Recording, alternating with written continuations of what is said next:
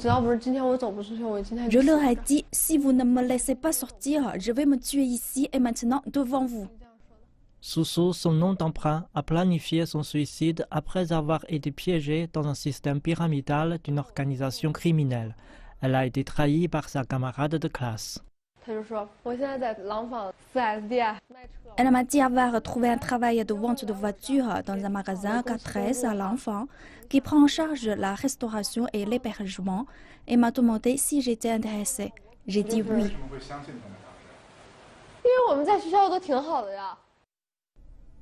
Pressée de trouver un emploi, Susu a pris le train pour l'enfant, une ville voisine de Beijing. Sa camarade de classe l'attendait à la gare. Quand je suis arrivée, il faisait déjà nuit. Ma camarade de classe était venue avec une femme qui prétendait être sa patronne. La femme m'a dit qu'on allait au dortoir.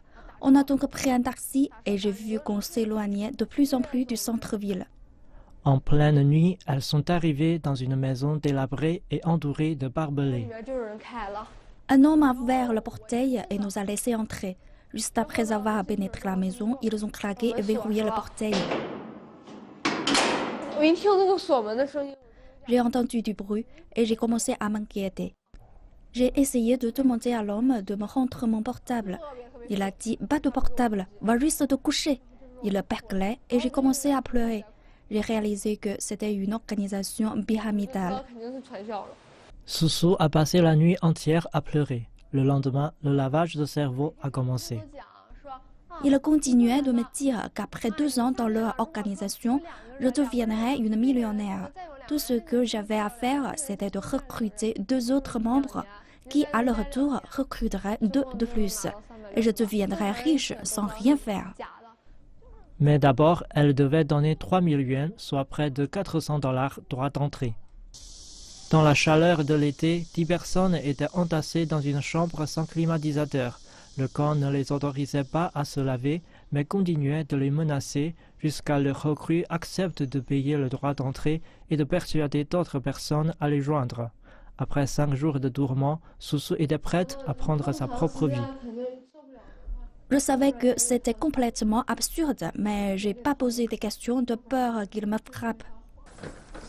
Susu a été chanceuse. Après avoir été emprisonnée 8 jours, la police locale a retrouvé le camp et l'a sauvée.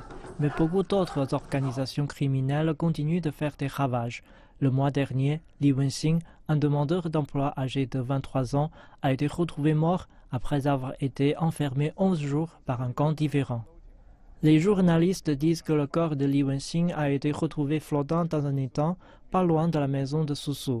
Durant notre interview, Susu m'a demandé de ne pas révéler son identité plus de 10 fois. Ces 8 jours de cauchemar vont marquer sa vie par la méfiance et la peur. À présent, je ne fais à personne. Même si c'était ma propre mère, j'y réfléchirais à 2 fois.